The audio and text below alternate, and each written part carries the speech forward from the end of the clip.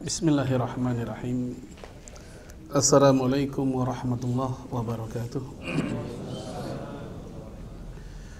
Innal hamdalillah hamdan katsiran thayyiban mubarakan fihi kama yuhibbu rabbuna wa yarda. Ashhadu an la ilaha illallah wahdahu la syarika lah wa ashhadu anna Muhammadan abduhu wa rasuluhu la nabiyya ba'dah. Allahumma salli wa sallim ala nabiyyina Muhammad wa ala alihi wa sahbihi ajma'in. Amma ba'd. Bapak Ibu sekalian, azanallahu wa iyyakum. Alhamdulillah, setelah beberapa kali pertemuan kajian kita tentang fikih sehari-hari, sekarang kita selingan, yaitu tentang jalan menuju surga. At-tariq ila jannah, jalan menuju surga. Kalau orang luar, ya mereka sering mengatakan banyak jalan menuju Roma. Kita orang Islam banyak jalan menuju surganya Allah Subhanahu wa taala. Dan memang seharusnya visi hidup seorang muslim adalah surga. Apapun aktivitas kita, nyari pekerjaan, carilah pekerjaan yang membantu kita menuju surganya Allah Subhanahu wa taala. Buat mohon maaf yang masih bujangan atau yang masih gadis, mencari istri atau mencari suami, carilah suami atau istri yang juga membantu kita menuju surganya Allah Subhanahu wa taala. Kita yang sudah punya anak masuk usia sekolah, carilah sekolah buat anak-anak kita yang juga membantu anak-anak kita menuju surganya Allah Subhanahu wa taala. Begitu kita pindah rumah, mencari perumahan atau lingkungan, carilah lingkungan yang juga demikian. Intinya visi surga itu harus menjadi pikiran utama seorang muslim. Dan pertanyaan-pertanyaan tentang masalah bagaimana ke surga di zaman sahabat itu menjadi pertanyaan yang primadona. Di antara bentuk pertanyaannya, sahabat Nabi bertanya, "Dullani ya Rasulullah ila amalin yudkhilinil jannah." Tunjukkan kepadaku wahai Rasul jalan menuju surga. Kadang ada pertanyaan yang berbunyi, "Ya Rasulullah, amli'ni ila amrin idza akhadtu bihi dakhaltul jannah." Wahai Rasulullah, kabarkan kepadaku sebuah perkara, sebuah urusan yang jika urusan itu aku pakai, aku jalankan, maka aku ke surga. Atau bentuk kalimat yang lain, misalnya ma'an najah. Wahai Rasul, bagaimana supaya hidup kita selamat dan semisalnya. Nah, ini pertanyaan-pertanyaan yang biasa ada dari atau meluncur dari lisan para sahabat Nabi. Selalu pertanyaan mereka seperti itu. Jarang atau mungkin hampir-hampir sangat sedikit pertanyaan mereka terkait tentang dunia. Pertanyaan mereka selalu ujung-ujungnya bagaimana ke surga, bagaimana ke surga. Lalu kemudian bagaimana dengan sebagian pemikiran masyarakat kita bahwa ke surga itu bukan karena amal. Ke surga itu karena rahmat Allah Subhanahu wa taala. Hal ini berdasarkan riwayat dalam Sahih Muslim ketika Rasulullah sallallahu alaihi wasallam menyampaikan kepada para sahabat bahwasanya kalian masuk surga itu bukan karena amal, karena rahmat Allah. Lalu Rasul ditanya, "Engkau juga?" "Saya pun juga demikian." Nah, sementara itu waktu kita membahas materi tentang amal kecil berhadiah besar, itu banyak sekali amal-amal yang Rasulullah sampaikan ke kita. Di antara stimulusnya adalah di balik amal itu ada surga. Seperti misalnya dalam riwayat Imam Ad-Daruqutni, Al-Baihaqi juga, Ibnu Hibban juga, sanadnya sahih. Ketika Rasul mengatakan man qara'a suratal Baqarah, man qara'a suratal Kursi, barang siapa yang membaca surat ayat kursi, satu ayat yaitu ayat kursi, ba'da salawatil maktubat, setelah salat wajib, ya selesai salat wajib kita baca ayat kursi, la yamna'hu min dukhulil jannah ilal maut, tidak akan ada yang mencegah dia masuk ke surga kecuali kematiannya. Maksudnya kematian itulah menjadi pintu pertama dia untuk ke surga. Nah, artinya ini ada amal, yaitu baca ayat kursi setelah sholat wajib, Rasul katakan surga. Sementara tadi dikatakan bahwasanya surga karena rahmat, ini surga karena amal. Di dalam Al-Quran sendiri banyak bertebaran ayat yang menunjukkan surga karena amal. Contoh misalnya, udkhulul jannata bima kuntum ta'malun. Masuklah kalian ke surga karena amal kalian. Masuk ke surga karena amal kalian. Dalam ayat yang lain, watilkal jannatul lati, itulah surga yang uristumuha bima kuntum ta'malun. Ya, surga yang telah kalian diwariskan oleh Allah untuk mendapatkannya bima kuntum ta'malun, karena faktor amal yang dulu kalian lakukan di dunia. Jadi ayat-ayat ini menunjukkan amal itu, surga itu karena amal. Surga itu karena amal. Beberapa hadis bahkan cukup banyak menunjukkan ada amal-amal yang ujung-ujung surga. Sementara kita pun mendapatkan pengkabaran dalam riwayat yang sahih juga, surga karena rahmat. Ini gimana mengkompromikan keduanya? Imam An-Nawawi di dalam kitab Syarah Sahih Muslimnya mengatakan dua hal ini sama sekali tidak bertentangan. Dua-duanya saling terkait, include satu sama lain. Sebab amal soleh yang kita lakukan seperti tadi ya, kita baca surat ayat kursi, atau amal yang lain, sholat, zakat, puasa, itu pun bagian dari rahmat Allah. Kalau bukan rahmat Allah, kita nggak bisa sampai ke ruangan ini.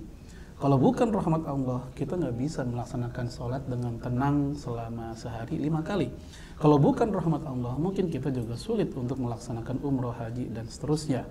Nah, karena rahmat Allah lah kita bisa beramal. Sehingga masuk surga karena rahmat, betul.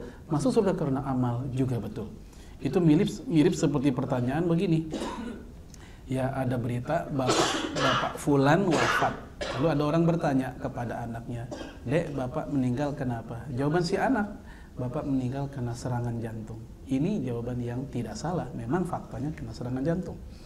Lalu kata ibunya, "Bapak meninggal karena takdir." Ini juga nggak salah, emang udah takdir. Ya, satu mengatakan bapak meninggal karena dicabut nyawanya oleh malakul maut. Ini juga benar. Satu sama lain saling ya include, saling menguatkan. Sebagaimana tadi, karena rahmat Allah maka kita beramal, karena takdir Allah maka serangan jantung dia alami, dan seterusnya. Jadi ini nggak usah dipertentangkan ketika ada orang bilang udahlah kita nggak usah beramal keras-keras amat, serius-serius amat, toh surga karena rahmat Allah bukan semata-mata amal. Justru beramal ini bagian dari rahmat Allah kepada kita. Baik jamaah sekalian, itu mukadimahnya seperti itu dulu dalam membahas masalah ini, jalan menuju surga. Nah, kita akan angkat materi ini dari sebuah riwayat hadis Imam Ahmad dalam kitab Musnadnya. Syekh Syuaib Al-Arnaud mengatakan sanadnya sahih dan kuat. Yang berbunyi, jadi cukup banyak, saya ambil satu dulu, nanti kalau ada waktu yang cukup saya akan tambahkan dengan riwayat yang lain. Yang pertama, ketika Rasul ditanya oleh salah satu sahabatnya, yaitu Abu Hurairah radhiyallahu an. Kata Abu Hurairah, "Ya Rasulullah, ambi'ni an amrin." Kabarkan kepadaku tentang sebuah urusan, tentang perkara yang idza akhadtu bihi dakhaltul jannah. Jika urusan itu saya laksanakan, maka saya surga. Saya masuk surga. Nah, Rasulullah menjawab 4. Rasulullah menjawab 4. Yang pertama, ini pernah kita bahas waktu di musola. Ya, Rasul katakan yaitu afsis salam, yaitu sebarkan salam. Nah, sebarkan salam yang setiap hari sudah kita lakukan ketika berjumpa dengan kawan kita di kantor, di rumah, atau di mana, ternyata di balik ucapan salam itu ternyata fadilahnya sangat besar, yaitu surga bagi orang yang mengawalinya. Kita nggak usah pelit-pelit mengucapkan salam hanya karena faktor, mohon maaf, senioritas. Ngapain saya salam dia? Toh saya sama dia tuaan saya, ini misal. Ngapain saya salam duluan? Saya sama dia lebih senior saya di kantor ini, dan seterusnya. Ini jangan, karena khairukum man awwalu bisalam. Manusia terbaik di antara kalian adalah yang duluan ngucapin salamnya. Kemudian juga salam ini juga menjadi standar iman seseorang. Hal itu disampaikan dalam hadis Imam Abu Daud ketika Rasul mengatakan, "La tadkhulul jannah hatta tu'minu." Kalian tidak akan masuk surga kecuali kalau kalian beriman. Wala tu'minu hatta tahabbu, dan kalian tidak akan beriman kecuali kalau kalian saling cinta. Ya, hal adulukum ya ila amalin idza fa'altum tahabbtum bih. Mau enggak kalian saya kasih aktivitas, perbuatan yang jika kalian melakukannya niscaya kalian tahabbtum bih, saling mencintai gara-gara itu. Apakah itu? Rasul menjawab, afsus salam bainakum. Kalau tadi pakai dhammah, afsus salam bainakum, ada dhammah, ada wawunya, artinya salam di antara kalian, sebarkan salam di antara kalian. Kalau yang tadi afsis salam, ya bunyinya bunyi kasroh, bunyi afsis salam karena buat satu orang. Kepada Abu Hurairah, sebarkan salam olehmu. Kalau tadi untuk kalian, sebarkan salam oleh kalian. Ini salam. Ya, salam dalam Islam udah ada aturan mainnya. Ini pernah kita bahas waktu di musola. Di antaranya pertama dia doa dan syiar. Maka pengucapannya nggak boleh sembarangan. Pelafalannya juga harus benar sesuai dengan ya bahasa Arab. Bagaimana? Ya jangan sampai panjang pendeknya salah. Assalamualaikum. Nah itu salah sebenarnya. Karena assalamualaikum itu kum itu nggak ada matobi'i, nggak ada wawu mati. Kum ya kaf dan mim mati. Kum cepat. Gitu. Kalau di Indonesia kumnya panjang, ya karena udah kebiasaan dan sudah mengindonesia. Anak kita pulang sekolah ketok pintu, assalamualaikum, kumnya panjang gitu. Ya tamu ke rumah kita, assalamualaikum, paket, ada paket segala lagi teriaknya. Nah, jadi saya kalau ibu-ibu sering begitu. Nah ini sebenarnya secara ya bahasa Arab ya salah, artinya pun juga menjadi lenyap atau hilang begitu, nggak ada. Tapi yang benar adalah assalamualaikum, itu yang lebih pas begitu. Tapi ini contoh aja tentang tata krama pengucapan. Kemudian juga lebih nyunnah itu disambung seperti yang disebut oleh Imam An-Nawawi dalam Riyadhus Shalihin. Waalaikumsalam. Ya, kalau waalaikumsalam maka seolah-olah ada kehilangan satu alif lam di situ pada kata assalamnya. Yaitu lebih dianjurkan waalaikumsalam. Termasuk juga walaupun yang salam seorang wanita. Aslinya kalau seorang wanita kan cukup ya waalaikisalam, alaiki. Tapi karena Rasulullah menggunakan selalu dengan assalamualaikum, ya termasuk ketika menjawab untuk kaum wanita, maka tetap kita dalam rangka ittiba'ur Rasul tetap menggunakan assalamualaikum atau waalaikumsalam, ya walaupun yang salam kepada kita adalah seorang wanita. Sekali lagi aslinya waalaikisalam, aslinya gitu. Tapi karena ini dalam rangka ittiba'ur Rasul, kata Imam Nawawi tetap waalaikumsalam walaupun yang salam kepada kita satu orang perempuan. Ya, dan lain-lain. Ini sudah saya bahas dulu waktu di musola. Saya rasa itu cukup. Afsis salam. Yang kedua, kata Rasulullah, mohon maaf, ini udah jam berapa nih? Ya belum, masih ada 2 menit 3 menit. Yang kedua, kata Rasulullah SAW, yaitu wasilil arham. Wasilil arham artinya sambunglah silaturahim. Ini cara kedua atau jalan yang kedua yang ditunjukkan Rasulullah dalam hadis Imam Ahmad tadi menuju surganya Allah. Wasilul arham. Nah, silaturahim ada 2 kata jamaah. Silah dan ar-rahim. Silah artinya al-ilaqah. Al-ilaqah artinya kaitan, hubungan. Rahim artinya al-mustauda' al-janin. Tempat bertenggernya, tempat bergantungnya janin. Dan udah jadi bahasa Indonesia, ar-rahim. Sehingga pada awalnya istilah silaturahim itu untuk mereka yang satu rahim, yang dilahirkan dari satu rahim yang sama, yang istilah kita saudara senasab, kerabat yang masih ada hubungan darah. Itulah aslinya istilah hubungan silaturahim itu. Sehingga ketika disebut wasilul arham, maksudnya regionnya, daerahnya sekedar abang kita, adik kita, paman kita, itulah silaturahim pada awalnya. Cuman di Indonesia istilah silaturahim telah lagi-lagi mengindonesia, maknanya pun luas. Kalau di bahasa Indonesia ya, reuni SD silaturahim gitu. Bahkan istilah silaturahim ini menjadi istilah pembuka buat orang minjem duit sebenarnya. Iya, datang ke rumah kita jauh-jauh dan kita tuan rumah agak kaget juga, nih orang tumben main ke rumah. Ada apa nih? Iya bang, udah lama nih saya nggak silaturahim. Nah gitu biasanya. Yang pertama silaturahim, yang kedua minjem duit. Itu intisarinya sebenarnya di antara tujuan dia. Baik ya, ini makna awalnya gitu silaturahim.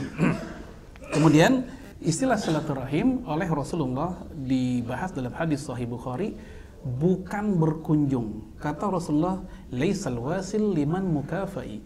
Silaturahim itu bukanlah berbalas kunjungan, saling berkunjung, bukan. Walakinnal wasil idza quti'at, ya tetapi silaturahim itu adalah kalau ada orang yang putus hubungannya sama dia nih, wasolaha, disambung lagi sama dia. Jadi kalau ada orang yang musuhan atau gimana lah putus begitu, nah ada orang lain yang menyambungkannya, maka orang ini telah melakukan silaturahim. Itulah makna silaturahim dalam hadis Sahih Bukhari. Ya, adapun yang biasa kita lakukan yaitu berkunjung, itu lebih tepat istilahnya ziarah.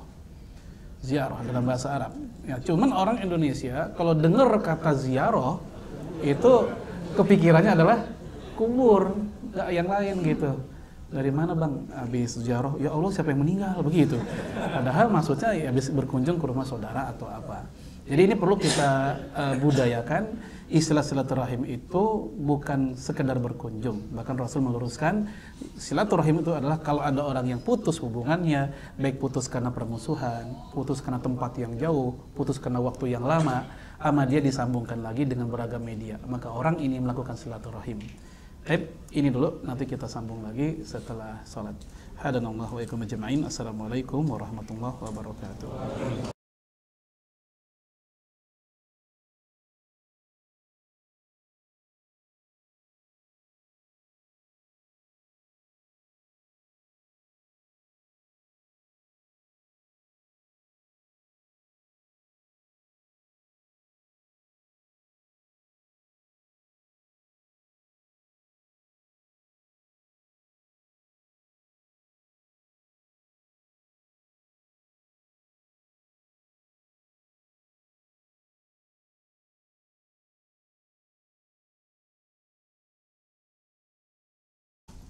Barang siapa yang ingin dilapangkan rezekinya, kemudian juga diberikan panjang usia, falyasil rahimah, maka hendaknya dia bersilaturahim. Jadi hadis ini menginformasikan kepada kita di antara fadilah bersilaturahim atau menjaga hubungan kita dengan saudara kita, yaitu rezeki dan juga panjang usia. Mungkin tahun lalu ya, 2018 atau 2019 pernah saya sampaikan materi tentang pintu-pintu rezeki, di antara pintu-pintu rezeki. Nah, salah satu pintu rezeki yang disebutkan dalam hadis Nabi SAW adalah ini, silaturahim. Kalau ada yang bertanya misalnya, bukankah rezeki itu sudah ada takarannya? Bukankah rezeki itu sudah ada jadwalnya kepada siapa akan turun dan didapatkan? Termasuk juga usia. Bukankah usia itu juga masing-masing kita udah ada jadwalnya, dan kita semua saat ini sekarang sedang antrian panjang menunggu masing-masing jadwal wafatnya kita. Nah, kenapa kok ada hadis yang mengatakan gara-gara silaturahim usia kita bisa bertambah, rezeki juga bisa bertambah? Bukankah itu semua sudah ada takaran dan patokannya yang paten? Nah, jamaah sekalian azanullahu, para ulama seperti Imam Ibnu Qayyim dalam kitab Da'u wa Dawa, dia menjelaskan maksud hadis ini adalah yaitu bertambah, yang dimaksud bertambah keberkahan. Ya, memang secara umum ada dua pendapat. Ada yang mengatakan bertambah dari sisi nilai wujud, dan juga kalau usia adalah umur biologis.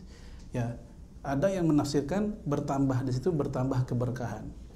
Rezekinya tidak bertambah dalam arti wujud, secara bentuk ya segitu aja, tapi keberkahannya yang bertambah. Usia juga demikian, secara usia dia nggak bertambah secara biologis segitu juga, tapi yang bertambah adalah keberkahannya walaupun usianya pendek. Makna yang kedua, dan ini dipegang oleh golongan Zohiriyah, yang dimaksud bertambah usia dan rezeki ya usia dan rezeki itu. Apa dalilnya? Yaitu ketika Allah menegaskan yamhullahu may yasha wa yuthbit wa indahu ummul kitab. Allah berkehendak menghapuskan apa yang sudah Dia tulis, dan Allah berkehendak pula ya mengeksekusi apa yang sudah Dia tulis. Jadi yang Allah tulis tentang kehidupan kita berupa ajal kita, berupa rezeki kita, Allah punya kuasa penuh untuk menghapuskannya atau untuk mengeksekusi kepada kita dalam kehidupan nyata di dunia. Nah, hadis tadi itu menjadi taksis. Taksis itu pengkhususan. Secara umum umur manusia sudah ada batasan, takaran, rezeki juga begitu. Tapi secara khusus untuk orang yang silaturahim, untuk orang yang berbuat baik, untuk orang yang berdoa, mereka mendapat pengecualian. Hal itu juga disebutkan dalam hadis Imam Abu Daud yang berbunyi, la yaruddu al-qadha illa bid-du'a wa la yazidul umra illa al-bir. Yang namanya qadha tidak bisa ditolak oleh manusia kecuali dengan doa. Adapun usia manusia tidak bisa bertambah kecuali dengan berbuat baik. Sehingga hadis ini kita gabungkan dengan hadis yang tadi. Kesimpulannya silaturahim, berbuat baik, berdoa itu menjadi salah satu sebab yang tadinya umumnya usia manusia dan rezekinya itu udah ada patokannya. Dengan tiga hal ini bisa tanda petik dinego ya jatah kita itu.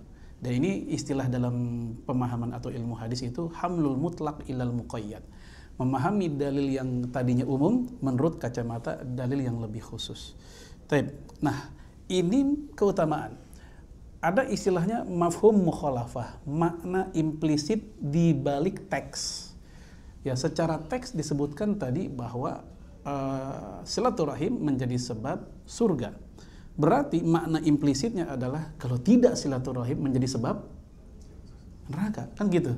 Itu makna implisitnya, mafhum mukhalafah. Dan hal ini ditegaskan dalam hadis yang lain, dalam riwayat Imam Bukhari. Di kitab Riyadhus Shalihin juga ada yang berbunyi la yadkhul jannah man qati'. Tidak akan masuk surga orang yang memutuskan. Di hadis itu nggak disebut man qati', siapa yang memutuskan, apa yang diputuskan, nggak disebut. Nah, dijelaskan oleh Imam Sufyan Ats-Tsauri yang dimaksud dengan qati' adalah qati'ur rahim, yaitu orang yang memutuskan silaturahim. Kemudian dalam riwayat Imam Abu Daud juga, Ibnu Majah dan lain-lain, bahwasanya memutuskan silaturahim itu juga menjadi sebab sholat yang kita lakukan sia-sia. Jadi sholat kita selama kita belum menyambung hubungan dengan orang yang putus hubungannya dengan kita, maka selama itu pula sholat kita sia-sia. Ya, di mana Nabi mengatakan salasatun la tartafi'u salatuhum fawqa ru'usihim shibron. Ada 3 kelompok manusia yang sholatnya tidak melewati kepala mereka. Walaupun sejengkal, kepala mereka sendiri nggak lewat. Ya, ini bahasa simbolik dari kinayatun an adamil qabul. Kata Imam Al-Aini, Imam Ali Al-Qari juga begitu. Mereka mengatakan kinayatun an adamil qabul artinya bahasa simbol dari tidak diterimanya sholat mereka. Salah satu dari 3 kelompok tadi Rasul katakan adalah akhwan mutasariman, 2 orang bersaudara yang putus hubungan. Akhwan itu ada 2 makna, kata Al-Munawi dalam kitab Faidul Qadir. Kata beliau, akhwan artinya fiddin au fi nasabin, saudara seagama atau saudara senasab. Adapun mutasariman juga 2 makna, yaitu mutaqati'an dan mutahajiron. Mutaqati'an putus, mutahajiron boikot. Jadi ada orang muslim, dia memboikot sesama muslim, tidak mau salam, tidak mau jawab WA-nya, tidak mau tidak mau menatap wajahnya, buang muka aja. Kalau jalan ketemu di sebuah koridor di gedung ini, dia langsung nyari koridor lain. Seandainya dia bisa bikin aplikasi khusus mendeteksi dia, mungkin dia bikin juga tuh, untuk nggak mau ketemuan dengan dia. Pokoknya begitu, mutaqati'an, mutahajiron. Dia putus dan memboikot. Nah, yang seperti ini jamaah sekalian yang membuat sholat mereka tidak diterima sampai mereka kembali akur. Nah, bagaimana kalau kasusnya yang satu udah pengen akur tapi yang satu masih susah? Maka yang udah pengen akur sudah selesai di sisi Allah. Dia sudah membuka komunikasi, dia sudah mau say hello, salam dan seterusnya, tapi nggak direspon oleh saudaranya itu, maka saudaranya itulah yang masih berhadapan dengan Allah Subhanahu wa taala nantinya. Adapun orang yang sudah mencoba membuka dialog, udah pengen mencairkan suasana, maka dia telah menempuh SOP yang benar. Memang begitu harusnya. Ya, contoh sederhana gini, kita bikin salah ke orang, kita akui kita yang salah. Kemudian kita pun ingin minta maaf, ingin bertobat kepada Allah dengan membuka dialog dengan dia. Dan kita sudah lakukan, kita udah salam, kita udah ngobrol, udah minta maaf. Kalau ada hak dia yang kita rugikan sudah kita kembalikan, tapi sikap dia masih seperti itu, maka secara syariat yang kita lakukan sudah selesai. Adapun dianya, ya di sisi Allah, ya dialah yang akan nanti, Allah yang punya pengadilan yang lebih adil di antara kita berdua, antara kita dengan orang tersebut. Tapi mungkin di antara kita pernah mengalami seperti itu. Kita pernah bersalah kepada orang lain, tapi orang itu nggak memberikan maaf kepada kita. Maka dia memang punya hak. Sekali lagi, dia punya hak untuk tak memberikan maaf untuk kita. Tetapi di sisi Allah dia tetap bertanggung jawab atas sikapnya itu. Baik jemaah sekalian, ini yang kedua yang Nabi katakan wasilul arham. Yang ketiga dari pertanyaan tadi yaitu wa'ad'imit ta'am. Ini ketiga, pintu surga yang ketiga, dan berikanlah makan. Ad'imit ta'am ini ada 2 makna juga, yaitu ada yang wajib, ada yang sunnah. Yang wajib yang mana? Yang wajib itu adalah nafkah kita, bapak-bapak, kepada anak dan istri. Itu wajib. Nafkah suami kepada istrinya, itu wajib. Insya Allah ayatnya sudah familiar di awal-awal Al-Baqarah. Alif Lam Mim, dzalikal kitabu la raiba fi, hudal lil muttaqin, alladzina yu'minuna bil ghaibi, wa yuqimuna sholata, wa mimma razaqnahum yunfikun. Nah, bagian itu wa mimma razaqnahum yunfikun apa artinya? Ya, kalau terjemahan artinya dan mereka membelanjakan rezeki yang telah kami berikan. Maksudnya apa membelanjakan, menginfakkan situ? Imam Abul Hasan Al-Mawardi dalam kitab Tafsir An-Nukat wal Uyun itu ada dua makna, yaitu mereka berzakat dan mereka yang menafkahi anak istrinya. Jadi yang wajib, at'imi ta'am yang wajib maksudnya adalah zakat dan memberikan nafkah kepada anak istri. Ini wajib. Lalu kemudian dalam riwayat Imam Muslim bahkan memberikan kepada anak dan istri itu lebih afdol dibanding yang lain. Ya, Rasulullah alaihi salatu wasallam ditanya tentang sedekah apa, infak apakah yang paling utama? Ya, Nabi menjawab, dinarun anfaqtahu lil fuqara wa dinarun anfaqtahu lil mujahidin, ya wa dinarun anfaqtahu li ahlik a'zam indallah dinarun anfaqtahu li ahlik.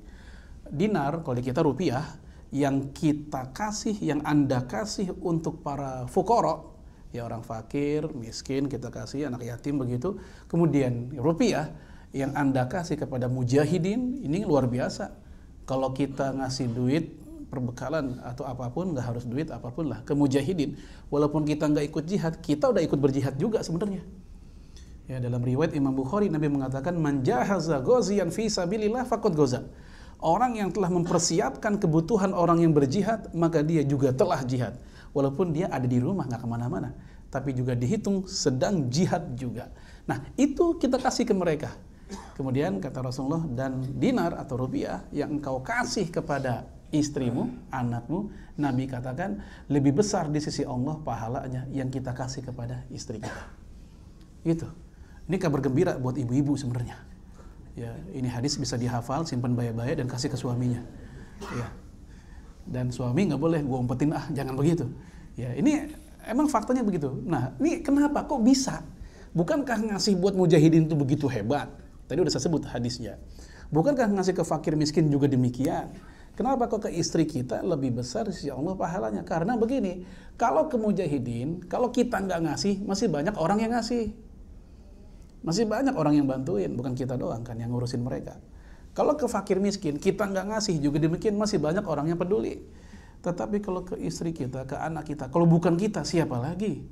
Maka wajar, ini istilahnya kan fardu ain. Kalau ke mujahidin, ke fakir miskin, itu fardu kifayah. Udah tercover oleh orang lain. Kalau ini, kalau bukan kita, siapa lagi? Maka wajar kata Rasulullah, ini lebih besar pahalanya dibanding yang ke mujahidin, ke fakir miskin. Ini yang wajib. Untuk yang sunnah, untuk yang sunnah, ada ini to'am yang sunnah sangat banyak. Termasuk, mohon maaf, kalau kita punya tetangga, saudara kita yang non muslim, kita kasih makan ke mereka, itu pun amal soleh yang besar. Dan para ulama kita 4 mazhab sepakat sedekah sunnah boleh diberikan untuk orang kafir, boleh. Dan di buku yang fikih sehari-hari itu sudah saya bahas tentang sedekah ke mereka. Ya, bahkan Imam Abu Hanifah bukan hanya membolehkan untuk sedekah sunnah, sedekah wajib yaitu zakat pun juga boleh untuk non muslim, yaitu kafir zimmi. Namun pendapat Abu Hanifah ini dikoreksi oleh Imam Al-Qurtubi bahwasanya untuk sedekah wajib seperti zakat tadi hanya untuk muslim ke muslim, untuk zakat muslim ke muslim. Tapi di luar zakat seperti kurban, akikah atau sedekah sunnah yang lainnya kepada non muslim silahkan.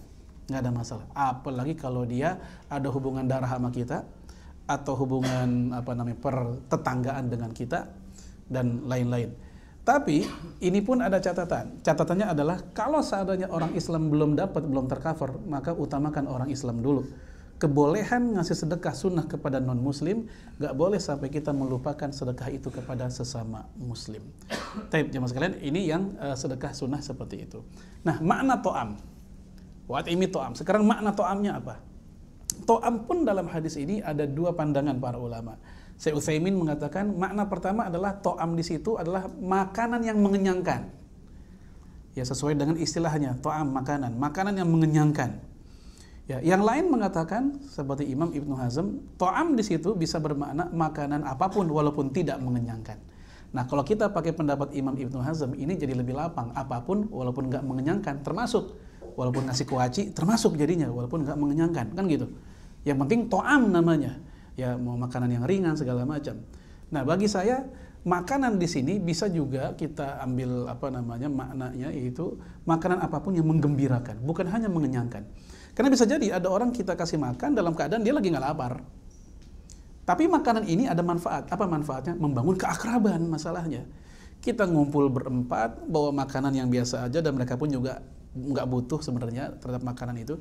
Tapi kalau kita kasih akan membangun keakraban. Ini masuk kategori wa'at'imit ta'am. Karena di antara fungsi makanan bukan hanya nyari kenyang tadi, tapi membangun keakraban dan kedekatan dengan orang yang menerimanya. Baik jamaah. Lalu kemudian bagaimana kalau kasusnya kita punya makanan ingin kita kasih ke saudara atau tetangga, tapi bingung sendiri. Karena makanannya hanya segitu-gitunya, saudara kita banyak, tetangga kita banyak, mana yang lebih kita prioritaskan? Hal ini terjadi di masa Rasul. Aisyah bertanya kepada Rasulullah, ya Rasulullah, inna li jarain. Wahai Rasul, saya punya 2 tetangga. Ya, maka man uhdi ilaihima. Siapa duluan yang mesti saya kasih hadiah di antara 2 tetangga itu? Rasulullah menjawab, ila aqrabi min kibaban. Kasihlah kepada yang pintu rumahnya lebih dekat denganmu. Ini yang duluan kita prioritaskan dalam masalah hadiah. Kita baru pulang dari kampung, alhamdulillah ada oleh-oleh, anggaplah duren, emang lagi musim, gitu. Kita mau ngasih duren cuma 1, ngasih semua nanggung, ngasih 1 khawatir yang 1 kepikiran. Nah, di antara kedua tetangga kita ini mana yang duluan? Rasul katakan kepada yang pintunya lebih dekat. Hikmahnya apa? Kata Imam Ibnu Hajar, kalau kita lewati yang lebih dekat, langsung yang jauh, pasti yang dekat itu mikir dia ngeliatin, kok gue dilewatin, gitu. Apalagi bawa duriannya begitu, nenteng banget nunjukin, gitu. Ya, baunya doang yang dikasih. Nah, Imam Ibnu Hajar punya pandangan lain dia. Ya, beliau punya angle atau sudut pandang yang lain terhadap hadis itu. Bagi beliau begini, aqrab min kibaban itu, ya, lebih dekat pintunya itu bisa bermakna secara zohiriyah kayak tadi, emang rumahnya lebih dekat, atau bisa bermakna memang keakraban pergaulan. Karena bisa jadi ada orang yang secara rumah dekat sama kita, tapi dia nggak dekat secara pergaulan dengan kita. Samping banget rumahnya sama kita, paling ketemu kalau lagi nyuci mobil, nyuci motor doang. Tapi dia jarang ke masjid. Kita sering ke masjid, alhamdulillah, sering bertemu dengan jamaah masjid yang mungkin blok rumahnya lain, jauh dari rumah kita. Akhirnya apa yang terjadi? Keakraban kita ternyata lebih sering kepada orang yang jauh-jauh itu. Ya, sering ketemu, sering ngobrol, sering ya macam-macam. Sementara yang dekat samping rumah kita ini ya jarang ketemu. Nah, kata Imam Ibnu Hajar, bisa jadi makna aqrab min kibaban tadi bukan hanya rumahnya yang lebih dekat, tapi secara pergaulannya juga lebih dekat. Itu juga bisa diperhatikan dibanding yang lain. Baik. Ini yang ketiga, memberikan makanan. Kemudian yang keempat, kata Rasulullah kepada Abu Hurairah tentang jalan ke surga tadi, yaitu wakum bilaili wan nasu niyam. Bangunlah di malam hari ketika orang tidur. Cuman di hadis ini nggak disebut bangunnya ngapain. Karena Rasul hanya mengatakan wakum bilail, bangunlah di malam hari. Buat apa? Wan nasu niyam, ketika orang tidur. Tentu bukan bangun untuk hal yang melalaikan, bangun sekedar untuk nonton bola. Ya, ngomong ke istri, "Neng, ntar malam jam 2 bangunin ya." Istri udah seneng, "Ya Allah, suami saya sering ikut kajian, udah berubah sekarang." Ya, kalau tahajud bilang-bilang apa, "Bang? Bukan El Clasico." Begitu kata suaminya. Ya. Jadi bukan untuk hal yang melalaikan, tetapi untuk apa kira-kira? Nah, di kitab-kitab syarah dijelaskan. Qiyamul Lail. Nah, Qiyamul Lail itu orang Indonesia punya pemahaman sempit, mohon maaf. Orang Indonesia kalau dengar kata Qiyamul Lail yang kepikiran apa? Tahajud doang kan ya. Padahal Qiyamul Lail bukan hanya tahajud.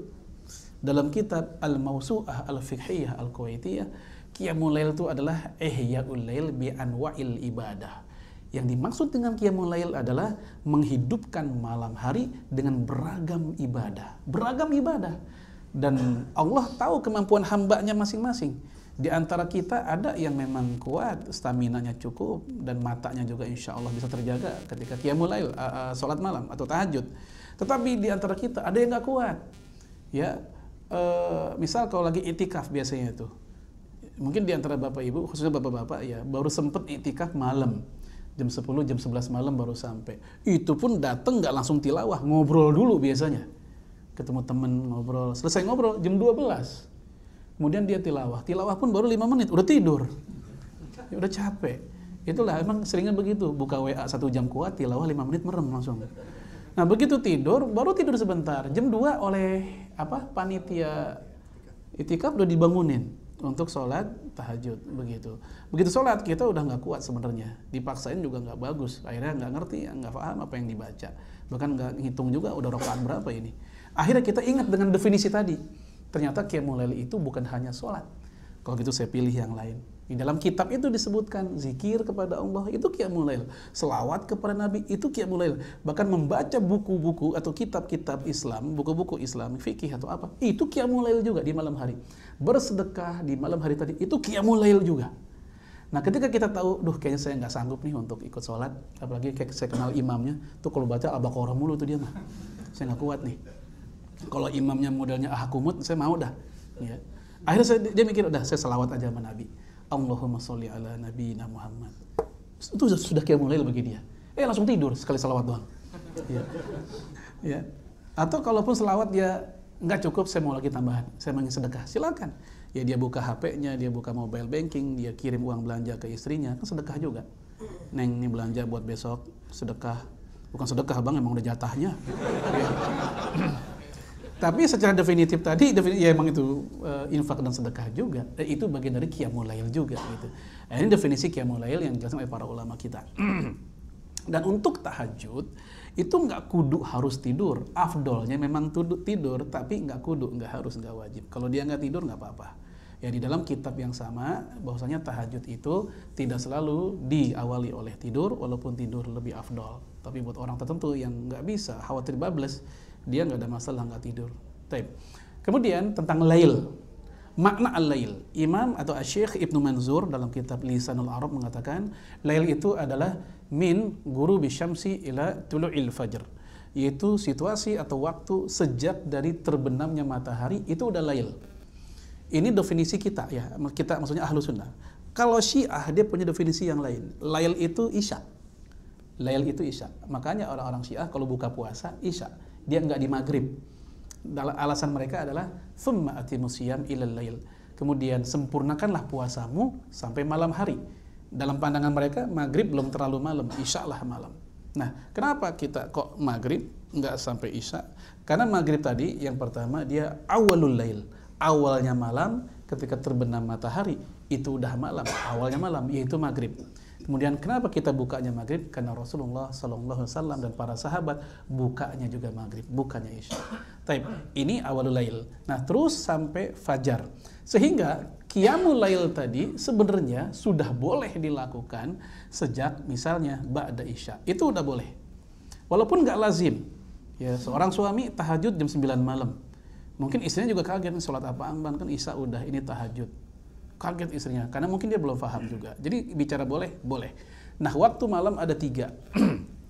Ya, sepertiga malam pertama, sepertiga malam kedua, sepertiga malam terakhir, dan inilah yang afdal. Dalam hadis Imam At-Tirmidzi, Rasul ditanya, ayyud du'ai asma? Wahai Rasulullah, doa kapankah yang paling Allah dengar? Pada prinsipnya semua doa Allah dengar. Ya, tetapi ada momen-momen tertentu yang memang Rasul kabarkan ke kita, Allah lebih mendengar saat itu. Maksudnya lebih diberikan kesempatan buat para hambanya untuk berdoa. Kapan? Salah satunya kata Rasulullah. Jadi ada 2 sebenarnya dalam hadis tadi. Yang pertama, ad-du'a fi jawfil lailil akhir. Doa di sepertiga malam terakhir. Kalau di ukuran daerah Khatulistiwa kayak kita, mungkin sekitar dari jam 1 jam 2 hingga sampai menjelang subuh. Kalau di awalnya ya dari habis Isya hingga sampai jam 10 lah atau menjelang jam 11. Nah, sepertiga yang kedua itu di sekitar jam 11 hingga sampai jam 1 jam 2. Nah, itulah waktu jawfil lailil akhir di sepertiga malam terakhir.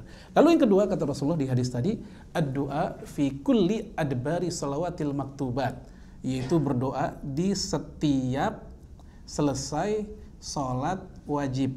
Nah, hadis ini kata Imam Tirmidzi statusnya hasan. Syekh Al-Albani juga mengatakan statusnya hasan. Tetapi Syekh Muqbil Al-Wadi'i dari Yaman mengatakan ini hadisnya dhaif. Nah, sehingga para ulama debatable tentang masalah hukum yang ada dalam hadis ini, khususnya kalimat yang kedua, yaitu berdoa setelah sholat. Sebagian mengatakan bahwa setelah sholat itu hanya wirid, hanya zikir, nggak pakai doa. Ini diantaranya pendapat Imam Ibnu Qayyim dan Imam Ibnu Taimiyah, dan diikuti oleh Hambaliyah zaman sekarang, yaitu Syekh bin Baz, kemudian Syekh Utsaimin, mereka di antara para ulama yang mengatakan habis sholat wajib nggak ada doa tapi cukup zikir aja. Sementara jumhur atau mayoritas ulama mengatakan habis sholat wajib tetap ada doa, sebagaimana doa pada waktu-waktu yang lain.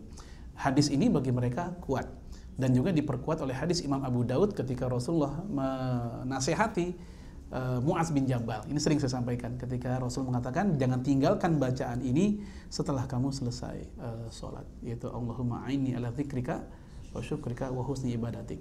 Kata Imam Al-Qastolani dalam kitab Mawahib Al-Laduniyah, kisah ini menunjukkan doa setelah sholat itu memang ada. Lalu kemudian juga Rasulullah alaihi salatu wassalam dalam riwayat Imam Muslim juga ketemu salah satu sahabatnya, dan sahabat ini ada sebelah kanan Rasulullah. Ya, Rasul lagi sholat, dia ada sebelah kanannya. Nah, sahabat ini memandangi Rasul terus, pengen tahu apa sih yang Nabi lakukan. Ternyata setelah Rasulullah sholat, Rasul membaca beberapa doa, bukan hanya zikir yang ma'ruf yang sudah dikenal oleh para sahabat, dan seterusnya. Jadi ini emang khilafiyah para ulama, namun saya pribadi lebih cenderung ikut mengatakan ada, tapi memang nggak biasa buat sebagian orang melakukannya. Ya, kalaupun yang mengatakan tidak ada, ya pegang kuat-kuat pendapat itu, jangan ingkari saudaranya yang berdoa ba'da sholat. Untuk yang berdoa ba'da sholat pun juga jangan ingkari saudaranya yang habis zikir langsung bangun. Karena kadang-kadang terjadi itu tuh, saling adu mengadu. Yang satu ngadu ke saya, "Saat si Anu kalau habis sholat nggak pakai doa." Yang doa ngadu juga, yang tanpa doa juga ngadu.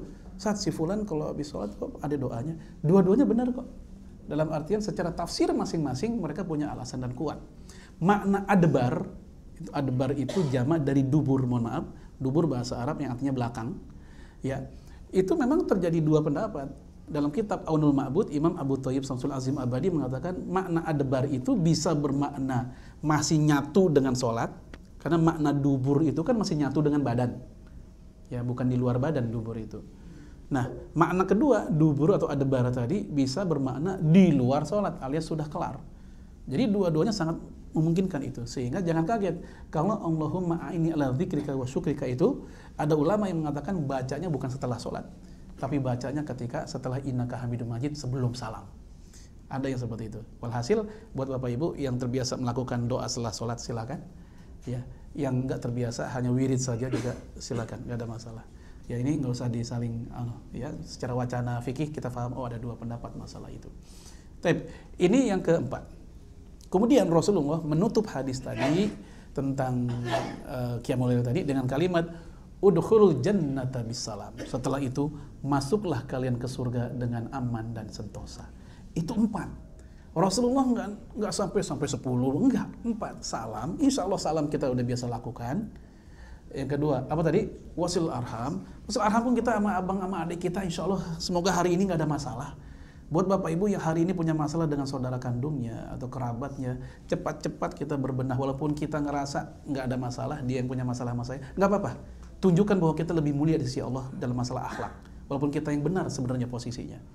Yang ketiga, masalah memberikan makan. Insya Allah saya yakin dan berbaik sangka semua yang ada di sini buat bapak-bapak bertanggung jawab kepada istrinya, ngasih makan anak istri di rumah. Kemudian untuk zakat kita juga nggak lupa dengan zakat. Ya, untuk yang terakhir qiyamul lail atau selain qiyamul lail, ya ketika di malam hari saya yakin kita pun juga sudah melakukan. Walhasil 4 yang dikasih tips oleh Rasul kepada Abu Hurairah ini bukan tips yang baru sebenarnya. Tips yang begitu reguler yang tiap hari juga sudah kita lakukan. Sehingga boleh kita katakan jalan ke surga itu nggak susah. Yang susah apanya? Konsistennya, itu yang susah. Ya, ini yang susah, konsistennya.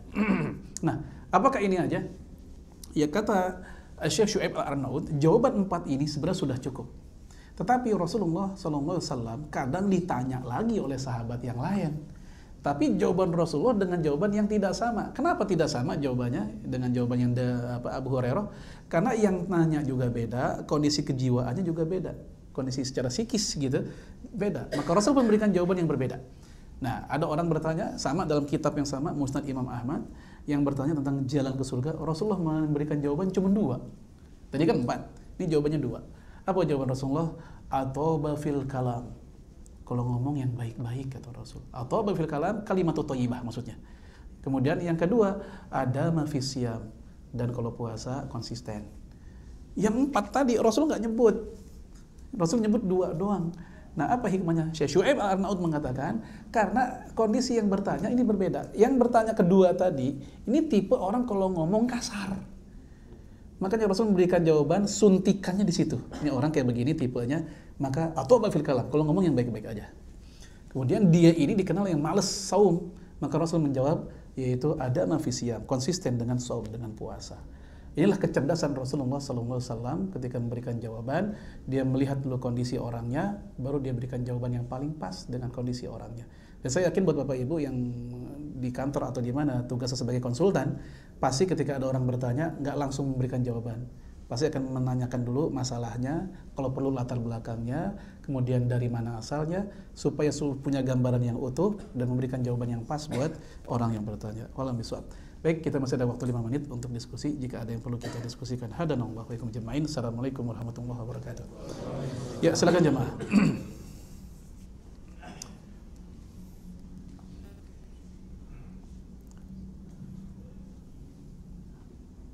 Kalau nggak ada, kita akhiri dengan kafaratul majlis.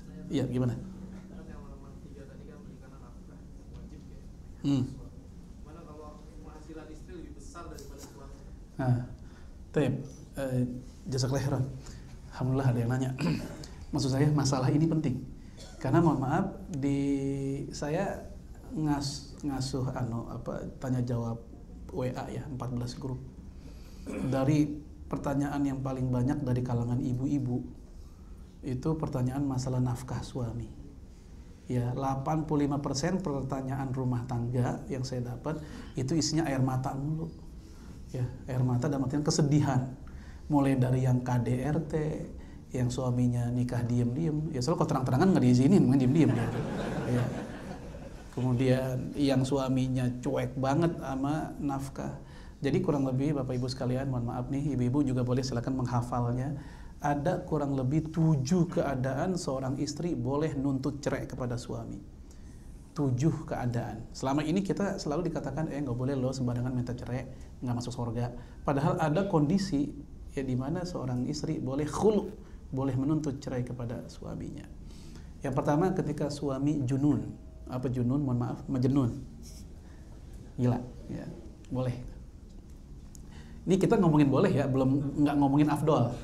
Kalau ngomongin afdol, afdolnya sabar. Kalau afdolnya sabar. Tapi kalau bicara boleh, ya dia boleh minta khulu.